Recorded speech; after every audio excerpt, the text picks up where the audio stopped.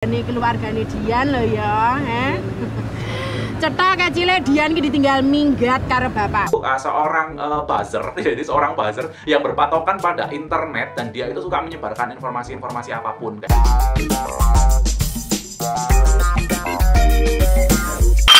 Oke, jumpa lagi barengan aku Alan Cho yang akan bawakan kisah-kisah misteri, horor, kriminalitas, dan juga hal-hal yang bersifat trending juga, Rek ya. Tapi segmen kali ini tuh ngobrolin soal yang lagi trending kali ini, Rek ya. Jadi beberapa hari yang lalu itu kan ada postingan salah satu film pendek yang menarik banget kalau misalnya kita bahas gitu. Bahkan nih hari ini ya, tepatnya ini tanggal berapa ya sekarang? Ya, tanggal 20, berarti sudah ada 3 hari lah ya. Salah satu film ini tuh bener-bener viral ya. Jadi emang di Twitter ini, film ini mendadak menjadi sebuah pembicaraan gitu ya. Ini film yang berjudul Tilik ya. Mungkin arek-arek semua udah nonton. Kalau yang belum nonton, kalian nonton dulu ya. Biar nanti pas aku bahas ini, arek-arek semua tuh udah paham. Oh, yang dibahas tuh film apa sih? Oh, yang di ini tuh apa sih? Karakternya siapa aja sih gitu. Tapi aku kali ini juga akan menjelaskan ke arek-arek semua tentang film ini tuh sungguhnya kayak gimana sih karakternya, tokohnya, ceritanya seperti apa gitu. Jadi langsung aja ke ceritanya, Rek. Oke? Nah, jadi kan film ini tuh sebenarnya karya milik Rafa Chana Film, Rek ya. Film yang berdurasi 32 menit 24 detik ini baru diluncurkan kemarin tanggal 17 Agustus 2020, Rek ya.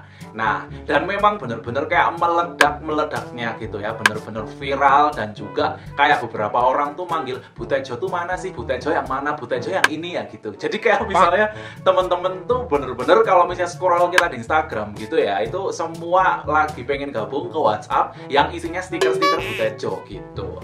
Nah, jadi karena emang menjadi trending topik, jadi cocok nih untuk masuk ke catatan trending minggu ini. Nah, jadi arek-arek akan aku jelaskan mengenai sinopsisnya seperti apa. Tapi buat arek-arek semua yang belum nonton sih, aku harap nonton dulu. Linknya aku cantumin di deskripsi biar nanti pas aku bahas ini buat arek semuanya itu langsung paham gitu loh, langsung bisa relate. Oh, permasalahannya itu ini, oh permasalahannya itu gitu, oh jadi ada ini, oh jadi ada itu. Biar rada-rada nyambung juga. Tapi kalau arek-arek yang udah nonton, kita langsung aja bahas video ini seperti apa. Kalian bisa lihat langsung di deskripsi, aku jelasin apa aja itu menit-menitnya, detik-detiknya udah aku cantumin secara jelas ya. Biar arek-arek langsung fokus, oh aku pengen nonton yang ini dan nonton yang itu, gitu aja ya, Rek ya.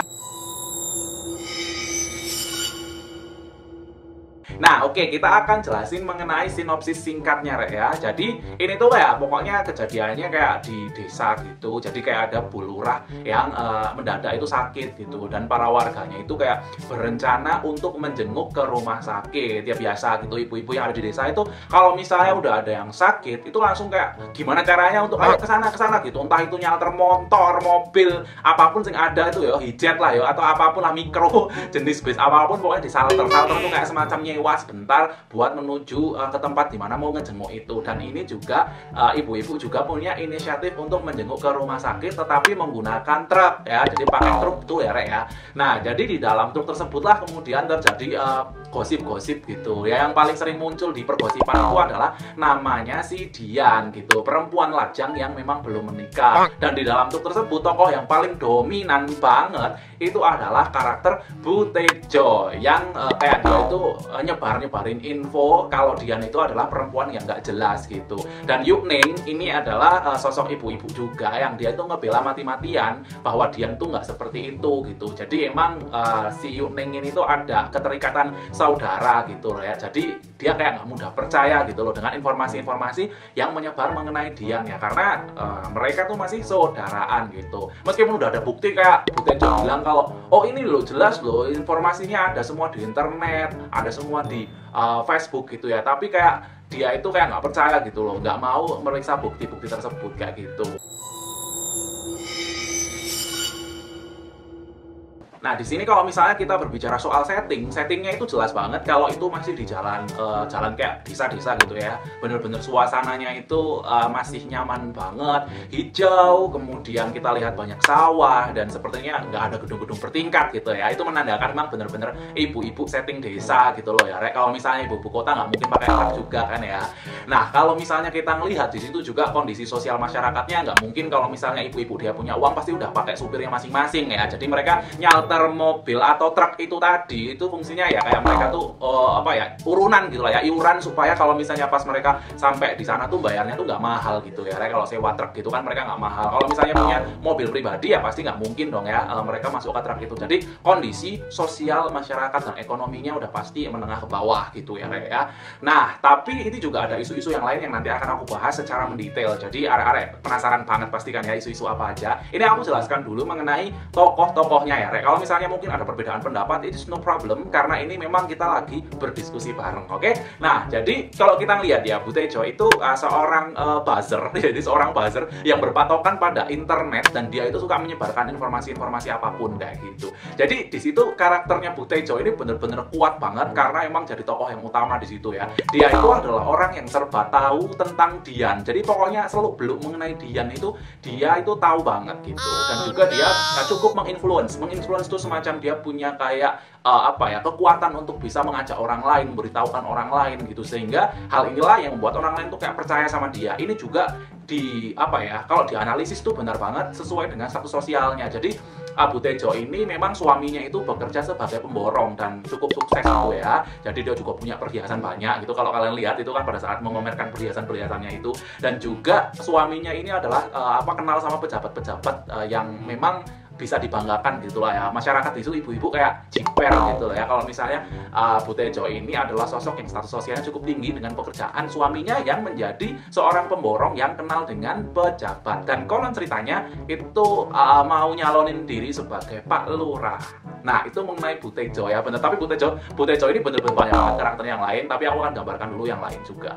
Nah karakter yang kedua ini adalah Yu Ning. Yu Ning ini dia itu melihat informasi memang selalu harus difilter dulu gitu. Dia tidak mudah percaya dengan informasi yang ada di internet, tetapi dia masih percaya sama isu-isu mitos gitu, kayak guyonan-guyonan yang sifatnya kayak tadi pada saat Bu Tejo itu mau kebelet pipis, kemudian dia ngasih karet gitu kan ya. Padahal sebenarnya itu nggak ada kaitannya kan dengan karet atau supaya pipisnya itu ketahan dan juga dia nggak cepet-cepet keluar pipisnya gitu kan ya. Nah tetapi ini ada juga yang kalau misalnya dia memang memfilter informasi, tetapi di sini ternyata yang dibela itu adalah kan Dian ya. Jadi Bu Yu Ning ini tuh kalau misalnya ada informasi-informasi yang faktanya memang berdasarkan informasinya benar gitu. Kalau misalnya di Facebook itu Dian itu suka kayak foto-foto sama pria-pria dewasa jalan-jalan ke mall dan lain-lain. Tapi Yu Ning itu ya bilang ada benernya juga kalau misalnya ada informasi ya tolong di-filter dulu, jangan mudah percaya gitu. Bahkan dia juga kayak memberikan argumen tentang referensi sebelumnya. Kalau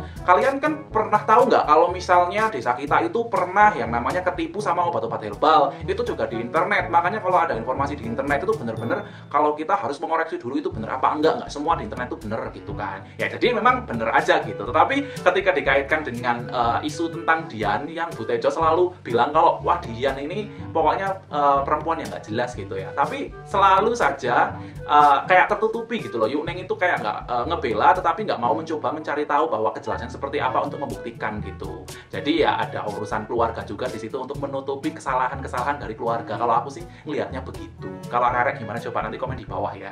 Nah ini kemudian adalah Putri. Nah Putri ini pemeran yang sebenarnya kayak ikut-ikutan ngomporin aja gitu loh Rek ya. Dia itu modelnya kayak tipe-tipe yang suka ngasih bumbu gitu loh. Kalau misalnya ada cerita-cerita, oh yopo gitu kan, dia kayak bikin suasana tuh makin yahut gitu loh Rek ya. Dan dia itu suka yang kayak goreng sana, goreng sini isu-isu tersebut. Dan dia juga kesel dengan wanita yang ngobrol sama suaminya, yaitu si Dian itu. Jadi dia itu tipe ibu yang juga ngerasa insecure kalau misalnya suaminya itu deket sama perempuan lajang yang usianya itu harusnya udah saatnya menikah kayak gitu.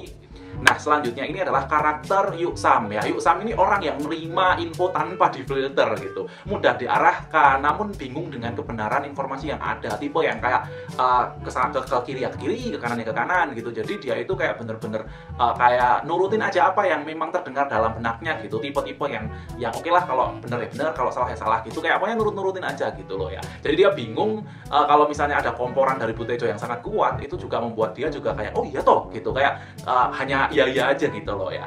Nah berikutnya ini yang menarik, ini pria satu-satunya yang ada di dalam truk tersebut ya. Itu salah satunya adalah Su supir ya. Nah, supir truk ini kalau misalnya kita lihat karakternya itu dia itu nurut aja gitu. Dia tuh pasrah sama ibu-ibunya gitu, dan bahkan bisa digambarkan sebagai sosok laki-laki yang sebenarnya takut sama istri gitu ya. Karena ketika aku nonton itu ada salah satu kata yang dia itu dikatain kalau misalnya pada saat itu kan si ada percakapan gitu ya di situ ya. Percakapannya pokoknya bilang kalau misalnya calon yang cocok itu adalah Pak Tejo sebagai pengganti lurah yang sedang sakit itu. Tapi kemudian Gotrek ini namanya, dia itu bilang ya gimana kalau misalnya yang jadi lurah itu aja Dian aja gitu. Terus kemudian si istrinya itu bilang, loh apa kamu mau dijewer gitu kan, ya nggak teli ya gitu lah. Nggak teli itu kayak misalnya marah gitu loh ya, kurang ajar gitu lah ya. Nggak teli banget tuh kayak kurang ajar dalam bahasa Jawa gitu. Jadi pada saat dikatakan kasar seperti itu, seorang laki-laki harusnya juga dia punya peranan untuk bilang bahwa itu salah gitu kan ya. Nggak sepantasnya juga itu dikatakan kepada suaminya gitu. Dalam konteks itu juga lagi rame-rame gitu. Jadi di situ kelihatan banget inferioritas dari si Gotrek ini sebagai suami kayak gitu, Re.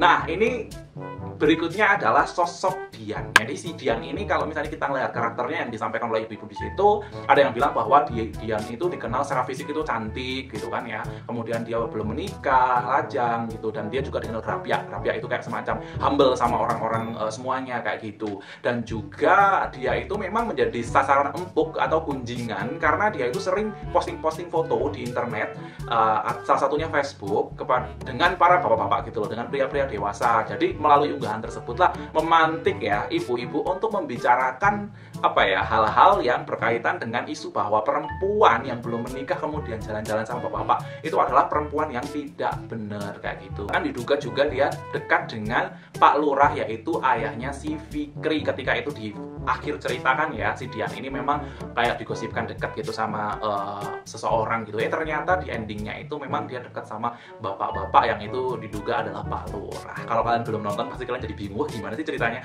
Baru nanti kalian nonton ini lagi biar kalian paham makanya gitu ya. Oke, kemudian berikutnya ada si Fikri ya. Dia itu kalau misalnya aku lihat nggak digambarkan secara jelas, yaitu dia sebagai anak Pak Lurah ya. Kalau orang-orang para ibu-ibu itu bilang sih kalau misalnya Fikri itu imbas-imbis itu nggak mitayani itu kayak nggak mampu gitu loh. Orangnya itu nggak cukup cakap atau nggak cukup punya kemampuan yang bisa diandalkan gitu loh ya. Itu menurut si ibu-ibunya. Tapi kalau pada saat dia di sesi scene akhir itu, aku lihat sih dia cukup sopan ketika bertemu dengan ibu-ibu yang sedang menjenguk itu kayak gitu. Nah, berikutnya adalah Pak Lurah. Pak Lurah ini juga tipe yang menjanjikan gitu terhadap si Dian, dan kejadiannya emang scene-nya sangat cepet banget ya, itu cuma pendek banget. Pokoknya intinya entah itu Pak Lurah atau siapa di dalam mobil tersebut ada adegan yang mana Dian dan juga sosok yang dianggap menurut aku Pak Lurah, mungkin menurut kalian siapa, itu dia kayak janjiin sesuatu kepada Dian kayak gitu. Nah, berikutnya yang terakhir adalah Yunah. Yunah itu yang mabuk ya, yang itu muntah di dalam truk gitu. Tipe yang di sini juga banyak banget sebenarnya ngelihat euforia dari Bu Tejo sama Yuning yang kayak istilahnya ngobrol di dalam truk itu, tapi tipe ibu-ibu lain yang kayak diem aja, nggak mau ikut campur gitu ya. Kadang-kadang kalau aku pikir mungkin kayak aku juga gitu, yang tipe-tipe ya udahlah diem aja gitu, kalau misalnya nggak tahu apa-apa juga diem aja gitu-gitu. Harusnya emang nggak boleh gitu ya. Kalau kalian mungkin pengen jadi karakter yang seperti apa? Coba kalian komen di bawah. Atau mungkin ada karakter yang aku lupa untuk aku bahas, atau nggak cocok nih karakternya harusnya begini-begini. Mungkin aku salah, kalian bisa komen di bawah. Kemudian aku akan bahas mengenai isu-isu yang ada di dalam film pendek Tile ini atau Menjenguk ini ya. Nah, film ini tuh memang syarat akan makna ya, Rek ya. Jadi akan aku sampaikan, ini isunya ada berapa ya? 1, 2, 3, 4, 5. Ya, ada 5 isu. Nah, jadi 5 isu ini aku sampaikan ya, agak dalam sih. Kalian masih betah semoga ya. Dan pertama, isunya adalah mengenai perempuan belum menikah di usia yang matang. Nah, Dian itu kan, Rek ya, seperti yang digambarkan sudah saatnya menikah gitu kan ya. Tapi ibu-ibu tuh kayak khawatir kalau Dian itu jadi orang yang nggak jelas gitu loh. Karena dia itu belum menikah di usianya yang benar-benar sepertinya udah matang gitu.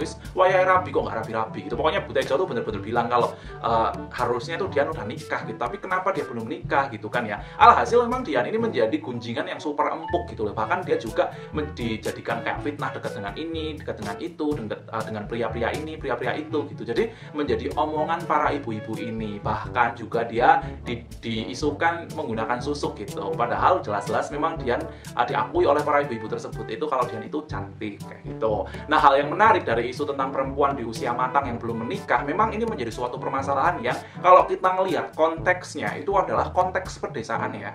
Jadi kalau misalnya kita lihat konteks di pedesaan memang masih menjadi isu yang sangat-sangat hangat lah. Menurutku juga banyak yang kalau misalnya udah melewati, kamu udah 20 tahun gitu, kok nggak nikah-nikah gitu, kamu harusnya nikah lah. Kemudian banyak tuntutan-tuntutan yang dilakukan oleh para orang tua bahkan masyarakat yang mengharuskan kalau perempuan usia matang itu harus menikah karena nanti akan menjadi gunjingan masyarakat. Bahkan kayak menjadi pemicu keretakan rumah tangga gitu lah ya, diduga pelakor lah, diduga apalah gitu kan ya. Yang memang terkadang itu kalau kita melihat di sini adalah sebuah isu yang menjadi permasalahan yang terus menjadi tradisi gitu kan ya. Bahkan terkadang kalau aku pikir ini semacam permasalahan yang belum bisa membuka wawasan mengenai bahwa perempuan juga mempunyai hak yang sama terkait dengan bagaimana mereka mengejar tentang karir, bagaimana pekerjaan mereka, bagaimana mengejar mimpi mereka gitu. Jadi bahkan banyak banget yang memang kalau misalnya kita lihat tantangan para perempuan-perempuan yang ada di desa itu juga berat banget ketika mereka masuk ke usia-usia siap menikah gitu. Hal itu juga mungkin tidak hanya terjadi di desa ya, mungkin terjadi di lingkup keluarga meskipun kalian ada di perkotaan. Mungkin ada juga yang sudah umur sekian kemudian menjadi bahan gunjingan karena itu harus saatnya menikah kayak gitu. Nah itulah mengapa menjadi salah satu hal yang menarik mengenai isu perempuan yang harusnya sudah menikah tapi tidak menikah, yang menjadi subjek yang disalahkan gitu ya kan, menjadi subjek yang disalahkan. Nah jika hal ini menjadi sebuah tradisi yang terus dilestarikan, hal inilah yang menjadi kerugian bagi para perempuan.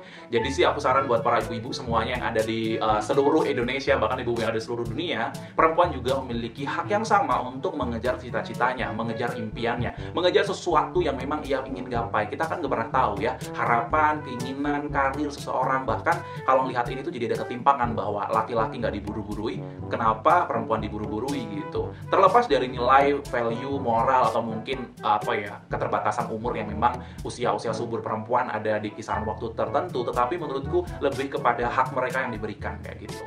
Oke, nah itu adalah pembahasan isu mengenai perempuan yang harusnya menikah di saat usia sudah matang. Nah berikutnya yang kedua, ini adalah isu mengenai pelanggaran peraturan pemerintah, yaitu pada saat polisi menilang si truk itu ya, pelanggaran peraturan pemerintah nomor 55 tahun 2012 pasal 5 ayat 4. Nah, di sini ada permainan power nih ya, ada permainan kekuatan ya. Kalau misalnya kita lihat adegan polisi menilang supir truk ya. Kalau kita lihat sih di situ gotrek ya, yang namanya gotrek ya, nama gotrek apa gotrek?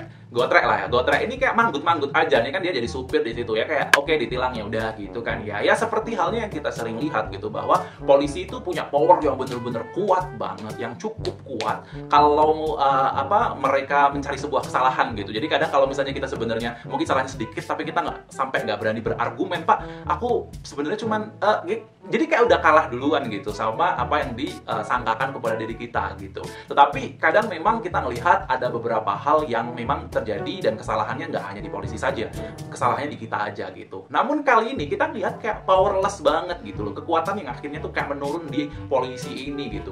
Digambarkan dalam adegan polisi ketika melihat emak-emak marah nih lagi ngamuk, polisi tuh sampai kewalahan gitu ya. Jadi kayak tipe-tipe ngeyel kayak gini kok ditilang gitu, kenapa gitu kan sering banget gitu ya. Kalau misalnya kita ngeliat nih ya, misalnya nih pas kalian nih ya nggak bawa helm, kalian kan mesti ngeyel ke pak polisinya, Pak lawang aku mau tuku bensin yang sebelah kono loh, lapo kok ditilang barang gitu kan ya. Paling aku cuman beli bensin di sebelah situ kok, rumahku itu situ loh, di gang situ gitu, kenapa ditilang gitu kan. Jadi hasilnya jadinya kayak ngeyel-ngeyelan. Dan ini tuh sama, kalau misalnya lawan yang ngeyelnya itu adalah sama emak-emak, itu udah bener-bener tepok jidat sumpah. Nah ini jadi kayak anomali gitu ya. Ibu-ibu tadi, salah satunya Bu Tejo, dia itu bilang ke polisinya, Pak sampai nggak punya empati lah gitu, ini kan mau menjenguk Bu Lurah yang lagi sakit gitu kan ya, jadinya kita dadaan pakai truk gitu kan. Tapi kalau misalnya ngomong empati, emang Bu Tejo ini punya empati. Tadi pada saat truknya itu mogok, dia tuh kan sama sekali malah malang kedek gitu kan, dia malah nggak ngebantu sama sekali kan, dia malah duduk sama Bu siapa itu yo, pokoknya sama Bu Yuk sama Yuk Tri ya sama Bu Yuk Tri lah, kayak cuman kayak diem aja nggak mau ngebantu ngedorong. Jadi kelihatan banget Bu Tejo ini jarkoni gitu ya, ngajar tetapi nggak iso nglakoni kayak gitu. Jadi dapat dikatakan isu ini adalah lagi-lagi peraturan apapun akan kalah sama orang-orang yang ngeyel, apalagi the power power of emak-emak Rek ya. Nah, berikutnya ini adalah gotong royong. Nah, isu mengenai gotong royong atau budaya tilik ini sebenarnya sudah menjadi tradisi Rek ya. Karena jika sampai kita nggak tilik, itu tuh bener-bener bahaya Rek ya. Kok nek arisan nggak dijak gitu. Karena itu akan mendapatkan sanksi sosial dari komunitas atau kelompok masyarakat tertentu. Contoh nih ya, kalau misalnya ada ibu-ibu tuh, ada yang satu sakit itu tadi bulurah, kemudian kalian nggak datang nih sebagai ibu-ibu, udah pasti kalian akan dimusuhi, dicireni, dipoyoi, dan mungkin dihindari gitu loh. Bahkan menjadi bahan gunjingan gitu, bahan-bahan gunjingan yang bakal memekikkan telinga kalian. Jadi kalau misalnya kita mau tiba-tiba ada orang sakit gitu ya, masih yo nggak punya uang, meskipun nggak punya uang yo kita harus berusaha untuk tilik, meskipun ya isinya amplop paling 5.000, 10.000, kayak gak yo paling 2.500, ya pokoknya nilai gitu, ketok awake gitu, ketok rahine gitu loh. Jadi ini tuh misalnya nggak datang, kalau misalnya kita nggak datang ke acara tilik itu atau menjenguk itu ya bakal diomong-omongin kalau tonggo separuh, ya itulah yang jadi problematis yang ada di desa tersebut gitu ya. Faktanya perilaku Bu Tejo, kalau misalnya tadi kita lihat ya dengan Putri ya, dia tuh kan ikutan tilik ya, mungkin kita lihat wah berarti ini sosialnya tinggi dong ya, karena artinya dia itu peduli sama tetangganya atau masyarakatnya gitu kan. Namun lagi-lagi ada anomali yang dia kayak kalau memang benar-benar punya jiwa sosial yang tinggi, harusnya tadi pada saat truknya mogok harusnya ikut dorong dong, nggak cuman diem aja gitu kan ya. Jadi dia kelihatan pengen cuma nampang aja gitu kan, truknya kan juga ya tumpang juga kan, tapi dia nggak mau ngedorong gitu kan, ya aneh gitu kan. Jadi kelihatan banget kalau misalnya memang ada plus dan minusnya ya gitu Rek ya. Kalau misalnya kita ngelihat tinggal di desa memang PR banget ya, kita harus nyiapin uang-uang yang kayak tiba-tiba ada sosial inilah, tiba-tiba ada itulah, gotong royong ya, bangun rumah lah, ada ini kan paling nggak mampir orang kita mau 10.000, 15.000 kan ya dewe kudu ngasih uang gitu kan ya, kayak ngamplopi lah istilahnya, mau ngamplopi berapapun gitu ya, pokoknya nongol lah mukanya ketok gitu kan ya. Jadi sebenarnya ya harus nyiapin dana-dana sosial kayak gitu kan ya, untuk menjenguk atau syukuran bayi atau apa, sunatan dan lain-lain gitu. Dan ini memang kontras banget sama yang tinggal di perkotaan ya, mungkin yang tetangga separuh aja kita nggak kenal, kalau tiba-tiba tetangga separuh sakit bahkan sampai meninggal baru ketahuan 3 hari 4 hari gitu, kita nggak tahu gitu kan ya. Nah ini juga menjadi tradisi yang memang bisa ada plus dan ada minusnya. Kalau lagi punya duit ya ada plusnya, tapi kalau misalnya nggak punya duit ya gimana mau ngejenguk gitu kan ya, buat makan sendiri aja sulit. Itu mungkin menjadi sebuah permasalahan, aku yakin nggak cuma aku tok, tapi mungkin kalian semua juga yang ada di semuanya kayak gitu. Atau kalau kita lihat di perkotaan kan ya, paling kalau ngejenguk ya kalau satu kenal orangnya atau saudara baru kita ngejenguk. Tapi kalau misalnya satu komplek perumahan, aku nggak kenal blok A sama blok B, aku nggak kenal ya, ngapain aku main ke rumah, meskipun sebetulnya jaraknya deket kayak di kota, kayak di kampung itu kan ya. Jadi ini isu-isu yang menarik juga terkait dengan tradisi menilai ini, tradisi sosial tapi kadang juga dipaksakan, nggak punya duit kudu diutang-utang no gitu kan. Nah inilah jadi problem gitu ya. Enak tinggal di apartemen aja nggak kenal siapapun, tapi kalau pas mati kan nggak ada yang menangi gitu, nggak ada yang ngetahui kalau kalian udah sekarat gitu kan. Kalau sakit siapa yang mau nolong, dan tetangga sebelah toh. Jadi ini adalah isu yang kadang kalau misalnya kita tarik ke positif ya positif, kalau tarik ke negatif ya ada negatifnya juga gitu.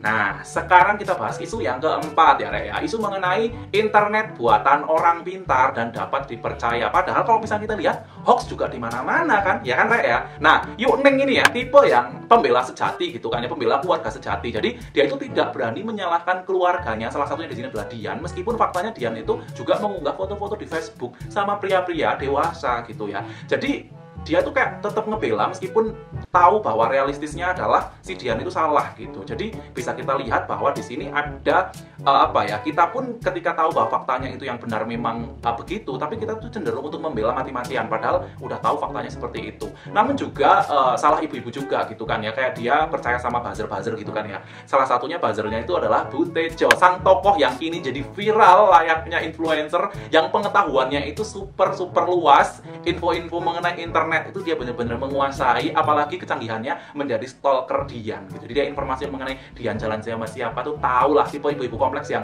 bikin insecure kalau misalnya pas aku mau pulang kampung. Jujur deh, kalau misalnya pas pulang kampung kemudian ditanya, Alan udah pulang ya? Iya udah kerja 1 tahun, dapat apa aja gitu, mana calon ininya? Loh kemarin katanya ibu mau beli ini kok nggak jadi ya, kenapa? Pokoknya tipe ibu yang benar-benar ditakutkan gitu kan ya. Nah warga itu cenderung percaya sama internet, padahal tidak semua informasi yang ada di internet itu benar, ya kan Re ya. Nah maka dari itu saya juga sebenarnya setuju juga sama Yuning gitu ya. Yuning bilang meskipun Dian itu memang saudaranya, tapi di satu sisi dia juga bilang kalau kayak ngingetin gitu loh sama kita untuk coba di cross check dulu, di filter dulu informasinya itu benar apa enggak gitu. Jadi jangan cuman kayak percaya begitu aja tapi padahal sebenarnya hoax gitu. Dia juga mention pernyataan dia pada saat di desa tersebut itu dapat kayak tipuan obat-obatan herbal dari internet gitu loh, Rek. Jadi dia menyangkutkan juga permasalahan historis yang ada di situ, Rek. Jadi dan ini adalah isu yang terakhir, yaitu suap dan politik kampanye gelap ya. Bahkan juga sampai kudeta dengan sistem provokasi. Ya kalau misalnya kita jeli, ini ada isu yang bener-bener bisa digoreng kesana kesini nih. Tapi aku agak takut nih ngomongin politik ya. Semoga Rere tetap seneng ya. Nah, Bu Tejo ini menyuap Gotrek sang supir truk ini dengan menyarankan Yuk Ning dan Gotrek untuk menjadi tim sukses. Nah, dengan adegan saat Gotrek dikasih uang tambahan, Re ya. Jadi oleh Bu Tejo pada saat itu kan uang tersebut itu Pak Tejo kayak mau memberikan kepada Gotrek sebagai wujud terima kasih karena mau nganterin gitu ya, Re ya. Jadi pada saat mau ngasih amplop nih ya Bu Tejo ke Gotrek, kan di situ ada Yuk Ning gitu kan ya. Yuk Ning tuh nyeletuk kayak gitu loh, Re ya. Lo Trek, hati-hati lo ya, ini mengko dikira sogoan gitu kan ya. Karena Pak Tejo itu mau jadi lurah. Jadi Pak Tejo ini mau jadi lurah. Nah, ternyata pernyataan Yuk Ning ini nggak dibantah tuh sama Bu Tejo kalau benar bahwa si Pak Tejo ini, suaminya Bu Tejo ini mau mencalonkan sebagai lurah. Nah, Gotrek juga kayak mau ngembaliin gitu ya. Wes aku nggak jadi wes. Ngapain aku dibeli amplop kayak gini gitu kan ya. Ntar aku malah jadi molo itu jadi penyakit gitu kan ya. Nah, pada saat itu malah justru si Bu Tejo ini memprovokasi dengan cara ngajak coba-coba berpikir realistis gitu loh ya. Warga ini kan kayak butuh sosok yang cekatan gitu kan ya, yang benar-benar bisa menjadi solusi bagi masyarakat desa. Sedangkan saat itu nih Bu Tejo cerita kalau Bu Lurah itu kan udah sakit-sakitan lah, single, kemudian anak laki-lakinya juga nggak miteyeni gitu kan ya, kayak nggak bisa diandalkan gitu anaknya si laki-laki ini. Ya ini adalah kesempatan yang tepat kalau misalnya ada orang lain gitu yang bisa menjadi lurah gitu. Nah kalau misalnya kita lihat ini adalah sebagai langkah halus kudeta dengan sistem provokasi ya, dengan menyebarkan isu-isu yang benar-benar sangat strategis dengan keadaan di saat Bu Lurah lagi sakit dan ngompor-ngomporin untuk pencalonan Pak Tejo supaya Pak Tejo berhasil. Nah, itu benar-benar ini udah selesai semua nih ya di sini. Udah lima-limanya isu tersebut. Jadi film ini tuh keren banget, sumpah produksinya niat banget, timnya juga oke banget. Aku salut banget sama pembuatan film ini, apalagi aku sebagai wong Jawa tuh bener-bener masalah sosial, politik, budaya, ekonomi itu bener-bener relate banget sama kehidupanku. Dan bahkan ibu-ibu yang sering repot ketika dia nggak punya uang, tetapi ada panggilan untuk kondangan lah, untuk tele lah, untuk acara sunatan lah, padahal dia juga udah lihat kalau misalnya beras di dapur udah mulai menipis ya kan, bawang merah, bawang putih udah nggak ada gitu, tapi dia harus mengupayakan bagaimana harus menyiapkan uang, diisi itu uangnya ke amplop dan mampir untuk tilik, untuk kondangan dan lain-lain. Ini adalah sebuah tradisi yang menjadi permasalahan kita bersama, tetapi ada positif dan negatifnya gitu, Rere ya. Nggak mungkin kayak negatif semua gitu ya. Ini kan tolong tinulung gitu kan ya. Kalau misalnya ada acara hajatan kan ya kita butuh membantu acara tersebut gitu kan, biar acaranya berjalan dengan lancar gitu. Tapi kadang cenderung juga dipaksakan. Ya enggak, Rek? Coba kalian bisa cerita di bawah, punya pengalaman seperti itu apa enggak ya. Jadi silahkan nih semuanya bisa komen isu-isu apa yang mungkin belum aku bahas, karena aku juga ngebahasnya mungkin terlalu tergesa-gesa nih biar cepet upload, biar kalian cepet nonton. Dan silahkan kan bisa komen di bawah nih isu-isu apa yang sebenarnya menarik juga, karena aku yakin masih banyak banget, tapi nanti video ini jadi sangat-sangat kepanjangan. Ini aja kayaknya udah mau 30 menit kayak gitu. Kalian silahkan komen di bawah. Yaudah, Rek, sampai di sini cerita mengenai catatan trending hari ini yang bener-bener super duper keren filmnya yang aku bahas, dan semoga ini bermanfaat ya. Kalian juga bisa like dan subscribe atau share ke teman-teman kalian semuanya yang biar tahu nih ya, nggak cuma nonton filmnya tapi juga tahu pembahasan kecil-kecilan kayak gini lah ya, analisis kacangan lah ya. Aku nggak masukin teori kok ya. Jadi kita bisa belajar bersama, dan aku harap sih kalian bisa belajar untuk bisa mengerti bahwa seni Indonesia, film Indonesia, produksi Indonesia itu juga nggak kalah keren. Salut banget sama film ini. Oke, sampai di sini, sampai jumpa di video aku berikutnya. Bye bye. Salam buat Bu Tejo ya Bu. Aku ketemu sampean Bu.